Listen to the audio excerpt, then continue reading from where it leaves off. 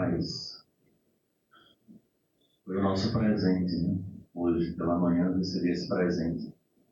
Mês de aniversário do Jefferson, eu não estava escalado, eu digo mês de férias, palestra. E aí o colega não pôde vir, André, aí eu digo, então é porque tinha que ser mesmo a palestra no mês de aniversário. Então não deixa de ser um presente para a gente, apesar de ser de última hora. Mas o tema evangelizar a si mesmo, reforma íntima. É um tema de fato amplo, ele vai tocar em pontos importantes para que a gente de fato faça uma análise sobre esse ponto fundamental da doutrina espírita. É indiscutível que quando nós olhamos para trás, as lições de Jesus trazendo a sua raiz no próprio judaísmo, o que fazia ele a distinção do que era lei civil e lei divina, apresentava-se através dele de uma forma muito clara que estava destituída de estruturas de pedra e de inúmeras exigências exteriores. Apesar de não poucas vezes ele pedir àqueles que eram curados pelo próprio Mestre para que se apresentasse às sinagogas para cumprir aquilo que Moisés solicitava, ele sempre mostrava que o papel que ele viera fazer à terra nada mais era do que mostrar o caminho, o roteiro a ser seguido. A tal ponto que quando com cuidado nós lemos o famoso Sermão da Montanha, que se espalha dos capítulos 5 ao capítulo 7 do Evangelho de Mateus, percebemos que não há nenhum rigor religioso em termos de ordenações, mas de fato orientações seguras para que o indivíduo possa construir aquilo que ele tanto deseja, o que seria mais profundamente compreendido quando a doutrina espírita chegasse a seu turno e nos mostrasse pela condição da razão o porquê aquelas orientações eram tão importantes. Era de fato a ligação da criatura para com o Criador e ganhava a visão da figura de um pai que cuida de um filho, mas de uma forma madura e responsável, dando a esse filho a possibilidade de caminhar com os próprios pés, passando a entender que ele não é vítima da vida, mas construtor da sua própria existência. Porque isso não é fácil, porque afinal de contas as pessoas ao longo do Evangelho irão se dividir entre aqueles que compreenderam a mensagem de Jesus e muitos outros que, confrontados com a sua palavra, porque enxergavam nela uma proposta que lhe tiravam da zona de conforto, davam as costas e deixavam para depois resolver as questões fundamentais do espírito, sem entender que eram estas as questões que o levavam a dores acerbas que iriam acontecer mais adiante. Quantos não foram aqueles, como por exemplo o jovem rico, que recebe o convite de Jesus de largar tudo, dar o que tinha aos pobres e segui-lo, e segundo a narrativa do espírito Amélia Rodrigues, nos mostra o desfecho dessa história, em que, trazendo em minúcias, mostrando que o jovem estava até disposto a largar as coisas, mas ele não gostaria de deixar de lado as glórias dos jogos em Cesareia, para mostrar que o seu povo era de fato superior ao povo romano, dizia ele que não era a hora dele ir com Cristo. E ao final dessa história, relata a Amélia Rodrigues que na primeira virada dos cavalos, porque ele disputava a corrida de bigas, ele cai e é estraçalhado por aqueles cavalos de corrida. E Jesus, então, apresenta-se para ele, de alguma forma, o conduzindo à realidade espiritual. Talvez este cenário represente muitos de nós que, ao longo desse tempo, e eu falo desse tempo das reencarnações anteriores, onde entramos em contato, e era normal que assim fosse, porque na medida em que nos sentíamos atraídos pela mensagem libertadora do Cristo, nos deparávamos exatamente com esta dificuldade de termos que mudar o nosso panorama, mudar a si próprio, para nos adequarmos à realidade do Cristo, e obviamente isso nos causa ainda hoje transtornos dos mais diversos. E não são poucas as vezes que, voltando a mergulhar no Novo Testamento, perceberemos que Jesus chamava a atenção para esse velho hábito que nós tínhamos de tentar equilibrar os pratos, da forma com que nós gostaríamos de viver, da forma que Ele nos orientou a viver, mas dando a cada um a consciência do livre-arbítrio. E, de fato, nós estaríamos tecendo esse amanhã, seja ele amanhã recente ou um amanhã futuro, porque a cada um segundo as suas obras. É indiscutível que fora mais fácil para o ser humano aqueles que se vincularam às suas religiões das mais diversas, porque de alguma forma, em essência, a maioria delas aponta para um processo de melhora, mas era muito mais fácil estar preso a essas condições exteriores, a cultos dos mais diversos, para que a gente pudesse significar esse equilíbrio de pratos, silenciar um pouco a consciência e nos sentirmos quites com esse processo do sistema de crenças da qual nós nos habilitávamos. E eis aí a grande diferença, porque ele não veio apresentar um sistema de crenças estabelecido, ele veio apresentar um roteiro seguro, e o roteiro, ele de fato deve ser trilhado por cada um de nós. Ganha força no Evangelho, nas cartas de Paulo, nas posições de João Evangelista, de Tiago, a orientação para que faça morrer o homem velho e surgir um homem novo. E essa figura nos acompanha ao longo de todo o tempo.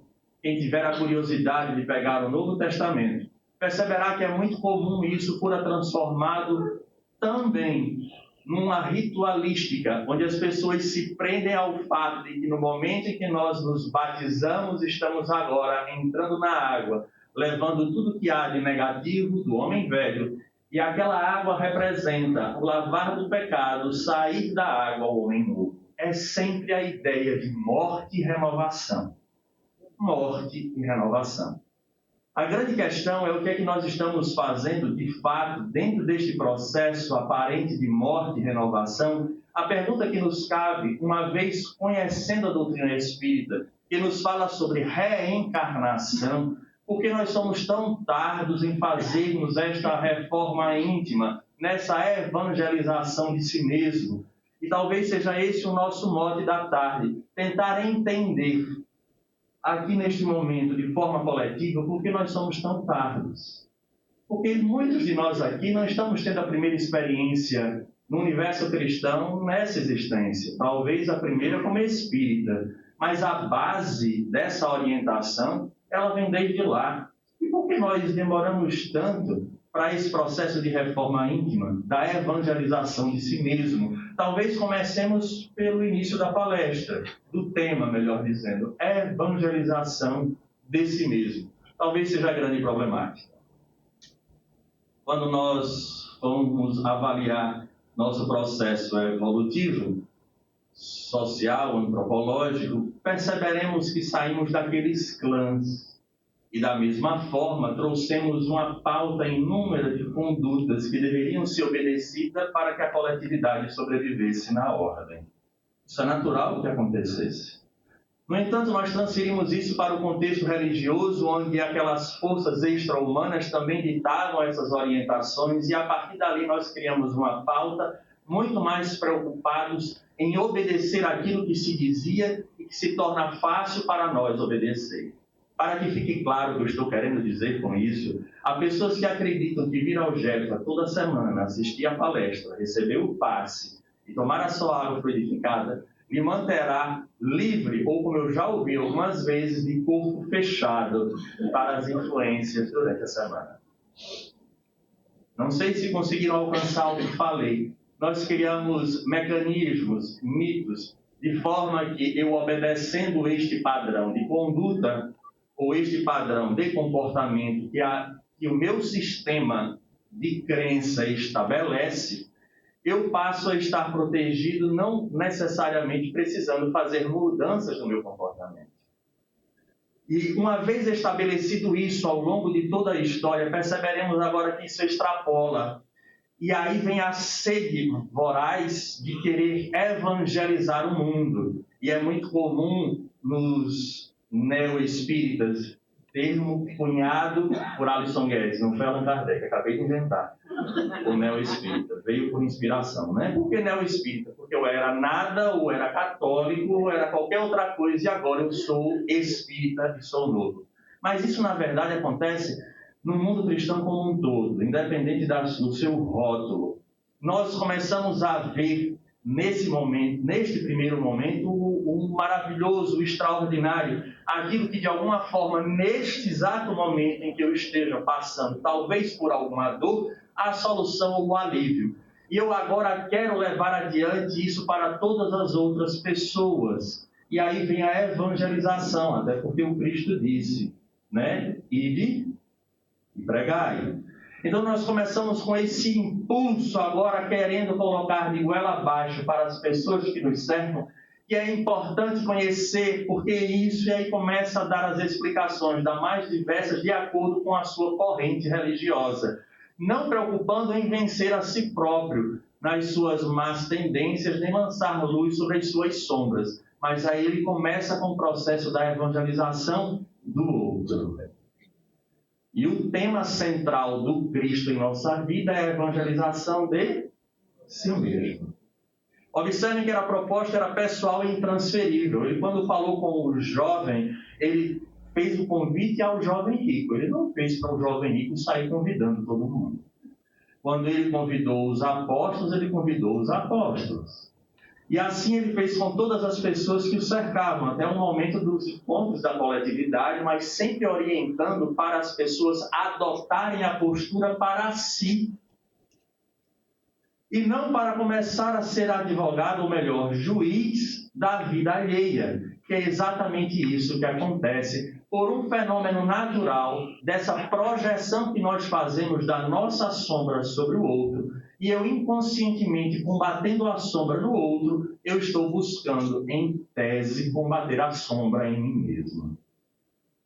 Quando eu falo de alguém sobre alguma coisa em que eu estou criticando e não conheço o contexto, de fato nós não conseguimos em profundidade conhecer o contexto daquele espírito, porque ele é a síntese de todas as suas experiências reencarnatórias e a atual, e eu chego a uma sentença, porque é diferente você discernir. Discernir é uma obrigação nossa. Nós somos seres conscientes, nós temos a capacidade, pelo raciocínio e sabendo do que é o certo e o errado, a priori, em especial quando pautados em uma norma moral que não seja a nossa, mas de um Cristo, por exemplo, nós vamos saber o que é certo e errado e a gente está discernindo, mas não dando uma sentença sobre a pessoa. Porque talvez essa experiência negativa da pessoa hoje tenha sido a minha experiência negativa ontem, ou eu estou me preparando para passar por esta experiência ou prova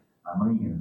Daí o grande risco de nós estarmos sentenciando as pessoas. Mas fica muito claro que é muito comum nessas pessoas que se empolgam com o sistema, com a doutrina, com a religião que abraça, em partir agora em direção a outra pessoa e querer que ela faça aquilo que ainda não está nem no nosso alcance. Porque nós não conseguimos compreender em profundidade que essa proposta, eu repito, ela é pessoal e intransferível. Na medida em que eu tenho olhos de ver e ouvidos de ouvir. Aí a gente começou a perceber que, de fato, não é tão simples evangelizar a si mesmo, porque eu preciso agora tirar o foco do que é estranho ao outro, ou pelo menos que eu enxergo como sendo estranho, e preciso trazer essa experiência para mim. O nome disso vai ser coerência. Porque eu preciso agora aplicar à minha vida aquilo que eu busco apontar para a vida dos outros. Faça caridade. Trabalhe na caridade. Você faz? Olha, vai lá o Jefferson, que o pessoal é gente boa. Eu não estou indo mais não, porque o meu problema eu resolvi. Então a gente começa a perceber pontos de incoerência, porque a gente prescreve para o outro a medicação, mas nem sempre a gente quer tomar o chá amargo. E é essa a problemática do evangelizar a si. Por quê? Porque é no momento em que nós tomamos consciência de que algo de fato não está bem. A doutrina espírita, por sua vez, ela avança nesta situação quando ela abre para nós o relato dos Espíritos, que somos nós, que já passamos pelo processo do desencarne, passamos um período na erraticidade, no mundo espiritual, e voltamos à Terra para dar continuidade a este processo de aprendizagem. E esse ponto ele é fundamental para nós, para que a gente entenda esse grande ponto da evangelização de si mesmo. Super importante. Na medida, então, que eu me enxergo como espírito e agora vejo a Terra como uma escola, eu preciso voltar um pouco para o conceito de Deus e o que Jesus representa em frases que nos passam desapercebidas, quando Allan Kardec apresenta como Deus sendo soberanamente justo e bom, e a gente vai encontrar o próprio Cristo dizendo que ele é uno com o Pai. Essa frase, uno com o Pai, deu a entender a muitas pessoas que Jesus era Deus, mas não era isso que ele dizia, não é? Tanto é que ele relatava-se, ele falava com Deus. A começar com o Pai Nosso que estás nos céus. Isso é um exemplo muito simples para mostrar que Deus está acima, é superior, é a inteligência suprema, mas o Cristo, pela sua envergadura espiritual, era a manifestação no sentido da vontade deste Deus. Então ele não só mostrava como ele vivia esse roteiro, nos dando aquilo que a gente necessitava. Mas não só isso, a doutrina espírita, então, quando chega e nos revela a realidade dos espíritos e da lei de causa e efeito, mostra que tudo que está na Terra está ajustado para que a gente tenha as lições necessárias neste período que nós estamos aqui em nossa existência. Evangelizar a si mesmo, então, é a gente começar a mudar um pouco a nossa ótica em relação à vida em sociedade de relação. Tudo que os senhores e as senhoras conhecem aí fora e que estão relacionados com a vida de cada um de nós são situações e ferramentas ajustadas para que a gente possa burilar em nós aquilo que se faz necessário. E os Espíritos, ao longo do tempo, veio nos trazer esse entendimento, mostrando que em cada etapa existencial nós vamos trabalhar um ponto ou dois da nossa necessidade premente, urgente. O que significa dizer que está difícil? O negócio é muito mais complexo, porque a gente só consegue enxergar uma parte das nossas necessidades. Essa existência é provável que a gente vá trabalhar apenas um ponto. Daí o evangelizar a si mesmo é um momento em que eu tomo consciência dessa minha realidade de espírito, preciso de um parâmetro para ver o que é o certo e o que é o errado e entender que esse parâmetro é o Cristo. Agora começou o trabalho. O que eu faria, ou melhor, o que Jesus faria diante desta situação que eu estou vivendo agora? E são situações que não poucas vezes elas se repetem, elas são cíclicas. E isso se alastra de uma forma tal, tornando-se uma teia, que nós nos perdemos achando que são muitas situações a serem trabalhadas. Mas não é, são só ecos de um problema central que nós temos. Porque na medida em que eu trago as velhas tendências que precisam ser trabalhadas, porque agora que eu percebo que essa tendência ela não é tão boa assim, porque ela não me leva àquilo que eu gostaria, porque o que trabalha em mim, o que toca em mim nas sensações é que é gostoso. Repete esse gostoso muitas vezes e veja se você não entra na exaustão. Bolo de chocolate é maravilhoso. Come todo dia, 3 vezes ao dia, durante uma semana, e depois você me conta se você vai aguentar comer bolo de chocolate um mês inteiro. É só um paralelo rasteiro para que a gente entenda. Então a gente começa a perceber que isso é desgastante. É a mesma coisa nas nossas tendências. Só que tem hora que a gente demora muito a despertar. Somado a isso, nós temos a influência daqueles que sofreram conosco ontem e que nos encontram nessa estrada, ou melhor, nesta escola, buscando burilar, trabalhar exatamente este ponto, e eles agora estimulam, em outras palavras, dão corda, e a gente perde o contato com a necessidade de evangelizar a si. Eu não preciso estar tão bom, porque eu ainda não me cansei. Está maravilhoso. E é interessante que vou pedir licença, porque há uma obra magnífica, e é pouco eu estou com um especialista aqui de André Luiz do meu lado, numa obra chamada Ação e Reação, há um espírito obsessor chamado Leonel, que numa conversa com os espíritos, André Luiz e aqueles que o estavam orientando, olha o diálogo rapidamente. Leonel, percebendo que Silas penetrava o âmago do problema, com surpreendente facilidade, explicou entusiasmado sobre um processo de obsessão. Olha o que ele explica como funciona. Aprendemos nas escolas de vingadores, é uma escola no mundo espiritual, numa região inferior, onde esses espíritos eles aprendem a se vingar daqueles que o fizeram mal em existências anteriores. Nós aprendemos na escola que todos possuímos, além dos desejos imediatistas comuns em qualquer fase da vida, porque em qualquer fase a gente deseja coisas naturais, comuns, um desejo central ou tema básico dos interesses mais íntimos. Todos nós temos um desejo central ou um tema básico dos interesses mais íntimos. Por isso, além dos pensamentos vulgares que nos aprisionam à experiência rotineira, emitimos com mais frequência os pensamentos que nascem do desejo central, que nos caracteriza, pensamentos esses que passam a constituir o reflexo dominante de nossa personalidade. Todos nós temos um desejo central, um tema central que nos impulsiona a ir atrás de alguma coisa, ou a agir ou fazer a vida inteira aquilo ali. Para que fique mais claro, ele continua. Desse modo, é fácil conhecer a natureza de qualquer pessoa, em qualquer plano, por meio das ocupações e posições em que prefira viver.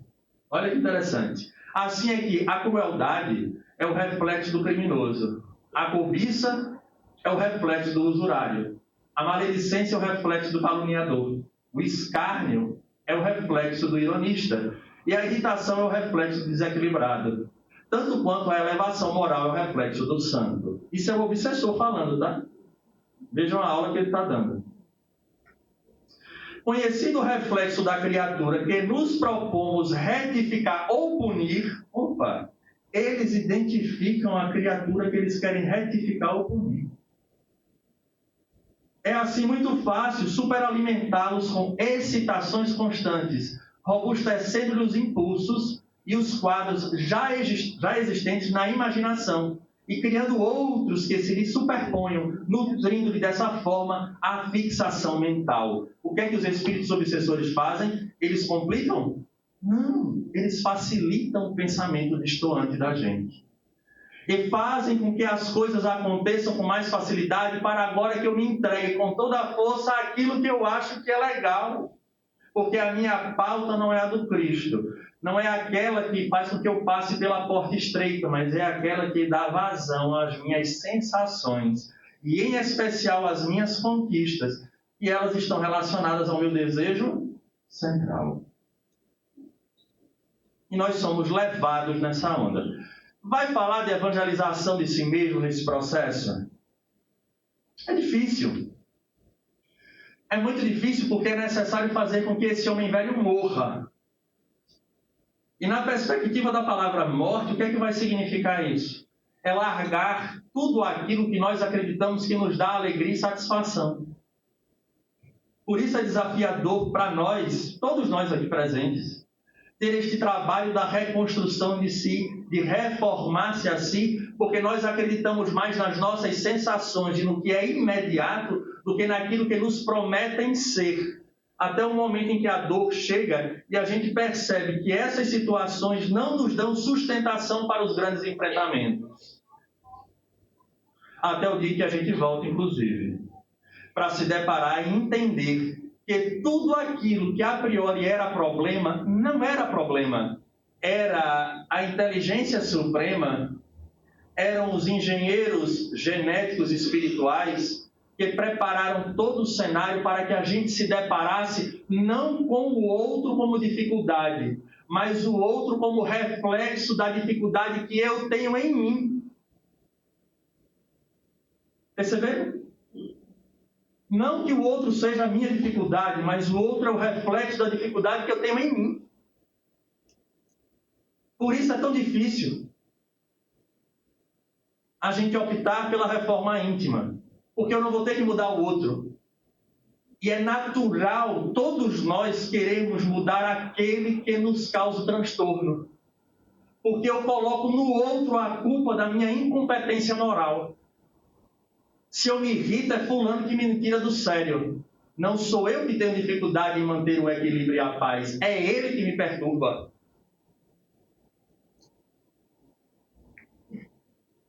Ou A ou B que me adoece. É aquela situação, é o ambiente que eu trabalho. Percebam, tenhamos um minuto de lucidez nessa tarde. E comecemos a olhar os cenários que são os piores possíveis, que nós consideramos como sendo os piores, mas são exatamente esses cenários que fazem com que o Espírito precise trabalhar situações que não estão na pauta das conquistas da horizontalidade. Nós somos obrigados até por uma questão de saúde,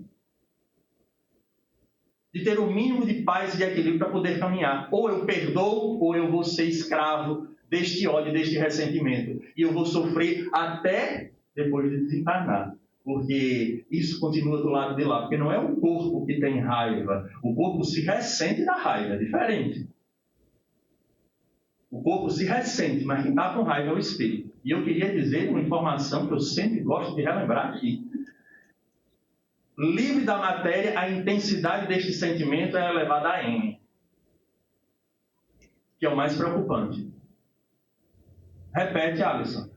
Livre deste corpo, este sentimento que você tem, ele é elevado a N, porque o corpo amortece o sentimento do espírito. Da mesma forma que a gente normalmente não lembra da vida passada, o corpo amortece essas emoções do espírito. Mas sem ele, segundo o relato de Manuel Filomeno de Miranda, assim como também de André Luiz, o espírito enlouquece do lado de lá. Tamanhos sentimentos distoantes, porque ele não consegue equilibrar em si, porque antes tinha o corpo para ser o filtro. E agora não tem mais. Evangelizar a si é isso. É essa capacidade, ou essa maturação do Espírito, então, que ele percebe que a alternativa da evangelização de si não é um processo religioso. Não é porque a doutrina espírita diz, olha, conhece a ti mesmo e faz a reforma íntima. Não é um jargão bonitinho, não é. É porque é a única solução que nós temos para nos encontrar em equilíbrio e em paz nesse meio em que a gente vive. Porque esse meio, repito, nada mais é do que a expressão do que nós somos verdadeiramente e as nossas necessidades. É desafiador? É por isso que a gente volta. E não pode ser tudo de vez. Mas, Alisson, não é possível que não seja tudo de vez. Porque tem momentos na vida da gente que parece que quando vem feito um tsunami. Mas se a gente perceber, esse tsunami está atrelado ao desejo central, ao problema, ao tema central da nossa vida. Só que todo tema central ele tem as suas derivações. Percebem a situação? Agora é o desafio. Agora a gente precisa caminhar. E ainda repito, com essa influência, eles continuam. Por semelhantes processos de hipnose, para estimular o indivíduo a fugir dessa responsabilidade de si mesmo, e a partir dali ele percebe o outro como o inimigo em que o afasta do seu objetivo terra a terra, criamos e mantemos facilmente o delírio psíquico ou a obsessão, que não passa de um estado anormal da mente, subjugada pelo excesso de suas próprias criações, a pressionarem um campo sensorial infinitamente acrescidas de influência direta ou indireta de outras mentes desencarnadas ou não, atraídas por seu próprio reflexo. E aí ele complementa. Cada um é tentado exteriormente pela tentação que alimenta em si próprio. Então o problema, de fato, não está em nenhum momento do lado de fora. O lado de fora só representa a projeção das nossas próprias sombras. Agora pensa no familiar complexo. Pensa no chefe difícil. Alisson, por que você está dizendo isso? É porque a gente sempre olha como recorte. É engraçado, nós somos espíritas, acreditamos no espírito, na influência dos espíritos, tanto dos e dos encarnados em nossa vida, mas esquecemos que o que nós estamos olhando agora é um recorte. Por que um recorte, Alisson? Porque a nossa vida ela não está fixa só naquele ponto, ela é um filme. E ela é um filme de várias horas, vindo desde um passado, onde nós estamos dando continuidade a esse processo histórico da nossa alma. Então, esse cenário que já está ajustado hoje, ele é o melhor cenário para que a gente trabalhe essa evangelização de si. Pensemos agora, o que é que nos falta? Não falem, só pensem. Eu disse pensemos agora, eu não disse falemos agora. Eu disse pensemos agora. O que é que nos falta? É paciência? Não balance a cabeça. Fiquem quietinhos para que ninguém descubra. Só para que a gente entenda. É uma condição socioeconômica difícil? É uma questão de saúde? É um problema em família? Esse cenário é dinâmico. Ele não é um recorte. Ele já é fruto de um ontem, já está sendo influenciado pelo hoje, está sendo preparado amanhã. Mas é o cenário perfeito para o desenvolvimento da evangelização de si. Porque nós nos comprometemos na espiritualidade para trabalhar esse desejo central. Essa falha nessa encarnação. Alisson, e o resto? Vamos devagar, né? Vamos deixar para a próxima, porque hoje o negócio já está complexo. Porque aí a gente começa a perceber. E aí, numa interpretação ousada, eu vou dizer dessa forma, numa interpretação ousada, eu gostaria de voltar a nossa atenção para a imagem trazida no Evangelho, em especial na carta de Paulo aos Efésios, quando ele fala sobre esse processo de homem novo e homem velho. Homem velho e homem novo. Vamos lembrar Jesus em duas colocações muito claras e clássicas que ele deixa, onde ele vai falar do odre, que já falamos, não se põe vinho novo em odres velhos, e nem se coloca remendo de panos novos em roupa velha. Essa, acredito que em muitas situações seja a nossa realidade. Talvez a materialização ou o desenho mais perfeito que Jesus trouxe da nossa vida. Porque a gente quer vir aqui para, obviamente, receber esse roteiro, mas usufruir dessas vibrações benfazejas, torcendo para que as coisas melhorem sem eu ter que mudar a mim mesmo tanto quanto eu não gostaria. Porque dependendo da situação, eu prefiro estar com a razão. Porque na hora em que eu evangelizo a mim mesmo, repito, eu começo a perceber que a responsabilidade não é deste outro, mas é minha em saber lidar com o problema deste outro. Inclusive impondo limites. E a gente às vezes não gosta de impor limites, porque o papel de vítima nos cai muito bem em algumas situações. E a gente usa isso para barganhar, mesmo que de forma sem se aperceber. Não estou dizendo que isso é consciente, mas às vezes é inconsciente. E fazendo uma análise desse momento em que ele pede para que não coloque vinho novo em odres velhos, e em especial esse processo de morte e renascimento, eu vou ser ousado o suficiente para trazer um conhecimento que já falamos aqui há muito tempo atrás, mas que é válido, porque diz que todo fenômeno de luto passa por essas etapas, que são as etapas do luto de Elizabeth Kubler-Ross. E vale a pena ver isso em relação ao peccatum, a ação, a morte em termos morais. Porque ela diz que vale para qualquer luto. E na hora que nós somos convidados a matar ou fazer morrer o homem velho, é um luto. É luto. E na hora em que é luto, se alguém acha que eu estou falando algo muito surreal, eu sempre uso esse exemplo, já usei várias vezes aqui. Basta você ir ao médico, você tem um exame alterado, onde para que ele volte à normalidade, você precise mudar o seu comportamento, os seus hábitos alimentares e de exercício. Basta isso. Isso já é um luto. Você sai do médico dizendo, rapaz, agora ou vai ou racha. Para que eu morra saudável, porque morrer eu já sei que todo mundo morre, mas pelo menos morreu saudável, morreu, né? Para morrer sem sofrer tanto, né? Porque assim, não tem essa história de eu vou fazer dieta, eu vou fazer exercício para eu não morrer. Tem alguma coisa errada, né? Você vai morrer do mesmo jeito. A questão é que você vai morrer saudável. Vai chegar lá bem do outro lado. E aí, bora correr? Né? É só para a gente raciocinar. Então veja, se você vai ao médico e ele diz, olha, a partir de agora é dieta e exercício, e você não tem esse hábito, e nós não temos esse hábito, é um luto. E aí você vai trabalhar essa informação e dizer, meu Deus, olha a minha glicose. Rapaz, triglicerídeo está bombando. Você sai triste, não tem como não sair triste não. Aí você pensa em todas as festas. É luto. E você descobre isso aonde? Final de novembro. Só com fraternização agora em dezembro. E aí qual é que você decide? A partir de... Todo mundo é profissional, sabe? É assim que a gente reconhece o espírito, tá vendo? Qual é o primeiro movimento que a gente fez, então? A gente nega. É a negação de Elizabeth Kubler-Ross. Então, esse processo da negação é o defeito moral. É a mesma situação, gente. É alguém que vira para você, às vezes, num momento acalorado de uma discussão e diz, você é um egoísta, você é um orgulhoso, você é apegado a seus bens. De jeito nenhum. No fundo, essa pessoa deve ter inveja de mim, porque eu tenho, ele não tem. Porque eu posso, ele não pode. Olha a negação.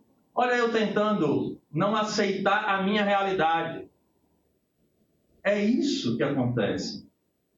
Quando a gente vai fazer a releitura do Evangelho, nos momentos em que Jesus conversa com cada um, e a gente percebe a conversa de Jesus, observem que a conversa de Jesus com o jovem rico é uma.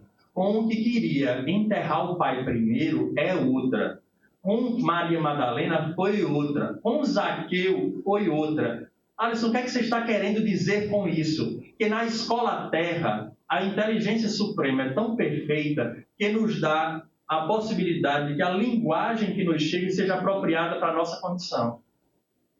Ele não fazia por igual com todo mundo. Como Jesus tinha essa integração com o Pai, ele nos conhecia desde ontem e já sabe o nosso fim. Então, quando ele olhava, como ele olhou para aquele jovem que desceram paralítico de Cafarnaum, e ele pergunta a Natanael, bem Elias, o que queres que eu faça? Natanael fala, meu Deus do céu, quem é esse senhor? Eu nunca vi na vida, ele está me chamando pelo nome. E ele lendo o pensamento de Natanael, diz, Natanael, eu conheço nominalmente cada uma das minhas ovelhas. Olha o impacto. Ele não só conhecia, como ele estava lendo simultaneamente o pensamento de Natanael. Ele fazia isso com todos. Então ele dava a medida justa. Ele não pedia além do que alguém poderia dar, mas era necessário que este alguém entendesse que o passo tinha que ser dado por si próprio. Não era Jesus. Essa ideia de se tem, porque ele vai me salvar.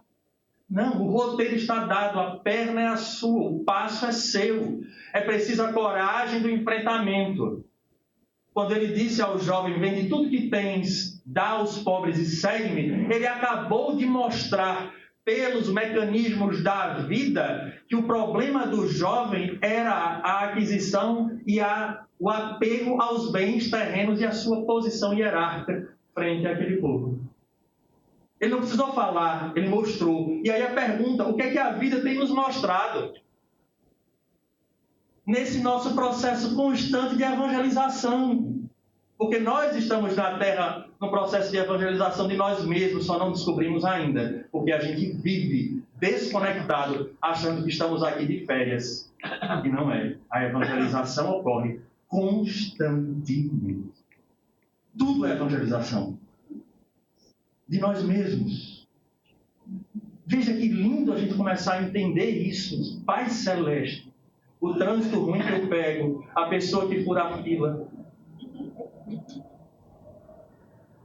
que às vezes é mal educada comigo, é eu ter a capacidade de manter o meu equilíbrio e talvez despertá-la, mas de uma forma que seja coerente, e não da mesma forma que ela está fazendo. Não são desafios diários?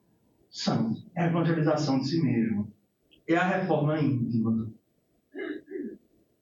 Então, ele fala nessa linguagem. Então, o primeiro ponto é a gente negar. Porque a gente nunca está errado. Errado está o outro. Então, a gente vem para uma doutrina como esta e começa a dizer, cuidado, duas chagas são da humanidade, o orgulho e o egoísmo. A questão é identificar Quando eu sou orgulhoso? Quando eu estou sendo egoísta. Só que, repito, para a morte desse homem velho, a primeira dificuldade é a gente perceber em nós isso. Daí eu nego o quanto eu puder. Seria a primeira fase. Apesar dela dizer que essas fases elas não são necessariamente em uma sequência, ela pode acontecer de formas diferentes. Mas ela diz que, no geral, acontecem essas fases. Então, a primeira seria a negação. Depois, a raiva. E a raiva, muitas vezes, em perceber. Primeiro em ser confrontado e depois perceber. E na hora que essa raiva desperta, surge uma coisa muito comum. A culpa. Porque a culpa é o látego, é o chicote do orgulho. A culpa é o chicote do orgulho. Como é que eu fiz um negócio desse? Logo eu que vou ao Jefa todo domingo e escuto palestra. E a gente se culpa porque a gente fez. Porque o orgulho não permite dizer ou fazer com que a gente entenda que eu estou matriculado numa escola. Eu não sou mestre. Eu sou aprendiz. E nós somos, de fato, repletos de escassez, de fragilidade. É tão real que a gente precisa do Cristo para que nos aponte o roteiro, porque por nós próprios a gente pede cada coisa. Conversávamos ontem sobre uma situação determinada e eu dizia, engraçado, quando se passava por determinadas limitações, vivia-se uma vida mais feliz, estavam relacionados a uma situação X. E depois que se conquista aquilo que sonhava, que esperava que fosse o grande levante, hoje se cria um grande problema. E aí eu falava, como a gente tem dificuldade de pedir. Não é à toa que Jesus, em toda a sua sapiência, diz assim, que seja feita a vossa vontade e não a minha. Porque no processo pleno da evangelização, porque ele é a plenitude em relação a isso, ele deixava na mão do Pai, porque ele sabia que era o melhor. Não tinha dúvida. Nós temos. Nós não chegamos a nos evangelizar a esse ponto de perceber que tudo é evangelização e saber que a vontade dele é melhor do que a nossa. E aí a gente cria mecanismos, faz determinados pedidos e às vezes se consente. Para que sirva de aprendizado. Mas por que você deixou? Bora, é igual o filho pródigo. Você não queria ir? Então foi te dada a chance de você ir, você experimentar. Essa beleza. Não pensemos um recorte, pensemos um filme. Daí a negação surge como culpa e a gente fica com raiva. E nesse processo de raiva depois, ela coloca a barganha. Será que se eu vier o Jeff fizer a campanha do quilo, tá tudo ótimo, né? E é engraçado porque isso é tão real, isso é tão concreto que os senhores nem acreditam. Tem pessoas que vêm aqui e fazem seus tratamentos com um determinado problema. Eu digo porque são pessoas que às vezes conversam conosco e fazem assim, olha, eu fiz tudo direitinho e eu não vejo nada melhorar. Eu disse, nem vai. É decepcionante, mas é real. Não vai. Por que não vai? Porque não é um processo de troca, não é uma barganha. Não é você vir para assistir palestra nem receber o passe. É preciso que você entenda que o que acontece hoje é resultado de ações, no plural, não só de agora, mas de ontem, e que precisam de tempo para ser refeita, para que a história seja recontada. E isso vai ter um tempo de latência, e aí a gente vai perceber que essa dor, repito, gravem isso, é a ferramenta que eu preciso para adquirir o valor que falta. Por isso sofre, por isso dói, por isso que a gente é tão tardo em querer, porque a gente não quer ter a dor da mudança. É melhor como está. Tanto é que nós somos craques em usar esse jargão. Time está ganhando, não se mexe. Eu não gosto nem de ir a média para não descobrir nada. É assim, né? Vamos fazer uma revisão. Vamos fazer a revisão. Estou ótimo, não estou sentindo nada. Eu vou continuar assim. É o receio. É a diferença, é a mudança. É aquilo que nos apresenta como inconstância. E aí a gente percebe que, de fato, a nossa confiança é bem palidazinha. A gente só faz de conta. Ainda não é nem do tamanho do grão de mostarda. Porque se fosse, né? A gente já fazia com que as coisas mudassem. Então isso é uma barganha comum, gente. Não vai funcionar. Os Espíritos nos auxiliam. Na medida, em especial, quando nós nos esforçamos pela mudança. Porque acreditem, se nós pensamos tanto em obsessores, como eu li aqui, não esqueçam que há um outro grande grupo de espíritos que creditaram o nosso retorno. Tem mentores, tem anjos de guarda, tem familiares de todos nós torcendo para que dê certo. Basta a gente entender que a gente deve sintonizar com eles. E num cenário que foge às nossas mãos, é um momento da parada e da entrega a quem pode. Aquilo que eu posso, eu faço, mas tem hora que passa do meu limite. Então, evangelizar assim nessa hora é trabalhar a fé, assim como Simão Pedro trabalhou quando caminhou sobre as águas em direção ao Cristo. Quando ele focou no problema, ele afundou. Foca no Cristo. É nele. É no roteiro. Esse é o ponto. Então, não adianta vir aqui para barganhar, porque é o que a gente quer. Aí a gente vem e chora as pitangas, porque aconteceu de novo na minha vida. Claro, é cíclico. Porque o problema, repito, não está na pessoa que lhe causou. Essa pessoa é só a projeção da sua necessidade. As pessoas me perguntam muito em relação, não que alguém aqui tenha problema com isso, mas casamento. Às vezes o pessoal fala sobre isso. Alisson, a gente sabe que existe um planejamento prévio e às vezes a gente se separa da pessoa e eu vou e caso com outra pessoa. E aí é muito comum você atrair para você o mesmo gênero de prova. Porque na reencarnação o processo se encontra não é só com a pessoa, mas é o gênero de prova que você vai ter. Aí tem gente que vem entender isso depois e diz assim, rapaz, eu tenho um dedo podre. Porque eu saí de um problema, caí em outro. É o gênero, amigo. Não é a personalidade. Não é o indivíduo. Não é o nome. É o gênero de prova. É o tipo de prova. Então, o tipo de prova, a necessidade está em quem? Em você. Para você superar a prova, e superar a prova do Espiritismo é adquirir o valor.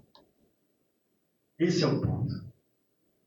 Daí por isso que a divindade, criando esse mecanismo perfeito de atração por sintonia, você trouxe de volta o gênero de prova que você necessita, porque você não pode estar na escola de férias. Você precisa aproveitar ao máximo a reencarnação. É por isso. E não ver aí o problema. Mas é trabalhar agora, na pauta do Evangelho, aquilo que eu preciso adquirir para vencer. Aí tem gente lá no Livro dos Espíritos. E aquelas pessoas que se enfuram na caverna, não entram em contato com ninguém, passam a vida meditando, elas evoluem. Não, encarnação perdida, porque não teve atrito. Então quer dizer que se eu ficar solteiro e for para um negócio desse, achando que eu vou evoluir, vai não. Porque é muito provável que você vai ficar na caverna meditando sobre esta pessoa. Ou seja, você não fez nada. Não é bonito a gente entender como a doutrina espírita esclarece? Então, está na nossa mão. Não adianta barganhar. Não é assim que os espíritos trabalham. Mas na hora em que percebem, de fato, que o indivíduo agora despertou para a necessidade dele, eu preciso trabalhar isso em mim. Aí os espíritos se aproximam. Vamos lá, meu filho. A gente agora vai lhe ajudar. E eles são muito frequentes, eles dizem, né? Nós não vamos tirar a cruz dos seus ombros, mas vamos ajudá-la a carregar. Porque o mérito é nosso. E o aprendizado é nosso. Porque é a nossa necessidade, e não deles. Mas é uma gama de espíritos que torcem a nosso favor. Depois disso, da barganha, e viu que não dá certo, o que é que acontece? É natural. A gente barganhou. Vim para o Jeff. Faz 3 anos de tratamento, Alisson. A mesma coisa. Paz, mediúnica, está lá. 3 anos. Eu não vou me largar do tratamento, não. Não. Continuar. Porque o tratamento principal não é nem o espírito, não é nem o fato da desobsessão. É aqui. Para que você escute e veja se desperta a consciência. É mesmo? É. Eu não sabia. É. Porque aqui os espíritos estão ajudando, operando aqui, neste exato momento estão trabalhando. Nos ajudando a despertar essa consciência para si próprio. E enxergar a vida dessa forma. Então, depois da barganha que não dá certo, a gente deprime. Tem gente que vai embora. porque eu vim para solucionar o meu problema. E tem gente que diz assim, a gente, eu vou em outro local que eu acho que lá o pessoal é mais forte. Pode ir. Mas vocês riem, mas é verdade. O pessoal lá é mais forte, o trabalho lá é mais forte. É isso mesmo. Pode ir. Se precisar voltar, as portas estão abertas. Porque são as nossas escolhas. E eu acho que é muito bonito da reencarnação, da lei divina, é exatamente isso. Nos dá na escola a possibilidade de querermos mudar e ir para outras experiências, mas sabendo que mais tarde nós voltaremos à estrada para aprender aquilo que a gente deixou de aprender no nosso mecanismo de fuga. E, por fim, a aceitação. Quando a gente percebe nesses fenômenos de morrer o homem velho, é quando a gente vê, de fato, que a gente precisa mudar. E que os sofrimentos, eles são cíclicos porque o problema está em mim. Quando a gente, exaustos desse processo de dor, daí é necessário que haja escândalo. Mas ai daquele por quem venha. Então esse escândalo, essa dor repetida, esse processo, a gente diz, eu quero uma solução. E é nesse momento que a mensagem de Jesus passa a ter sentido. Porque não é mais estruturado, repito, em estruturas de pedra e sistemas de crença. A doutrina espírita se coloca na posição de trazer à tona as leis naturais da vida. Allan Kardec vai dizer isso. Então o Espiritismo nada mais é do que um estudo das leis naturais da vida, onde tem as leis físicas e as leis morais. Então a gente compreendendo agora que esse sistema doutrinário que nós temos, eles não estão preocupados com que a gente obedeça normas, mas que a gente desperte a consciência e perceba nessas leis o roteiro seguro, vai caber a cada um agora fazer o esforço de si próprio para acender essa luz. A benefício também de si próprio. É tão real que todos aqueles que entenderam em profundidade, como Francisco de Assis dizia aos seus, não fale do Evangelho para as pessoas, viva o Evangelho. Se for necessário, você fala, mas a sua vida vai falar por. A doutrina espírita agora tem uma febre muito grande, está voltando, parece, à tona, essa necessidade de fenômenos, de ver a mediunidade, de fenômenos físicos, são todos respeitáveis, importantes porque fazem parte da estrutura da doutrina, mas o próprio codificador diz que não é através de fenômeno físico que a gente vai convencer as pessoas, mas da grande transformação moral do ser. Porque aqueles que nos conhecem como coléricos, nos encontrarem agora pacificados, a dizer alguma coisa acontecendo. Aqueles que nos conhecem viciados em alguma coisa, ou presos a determinadas coisas, e agora libertos e leves, vai dizer, tem algo diferente acontecendo. O que foi que aconteceu? Não. Agora eu entendi o sentido da vida. Eu entendo que tudo que está na nossa vida, absolutamente tudo, do teto que me abriga, das pessoas que me relacionam, das dificuldades que eu enfrento, nada mais é do que uma verdadeira sala de evangelização para mim mesmo. Quando a gente muda o foco, passa a entender. A pergunta que nós iremos fazer reiteradamente: o que esta lição quer me ensinar sobre mim mesmo? E qual valor devo eu adquirir diante deste cenário? Isso é a evangelização de si mesmo. É a reforma íntima que nós precisamos. A todos um grande abraço. Votos sinceros de saúde e paz.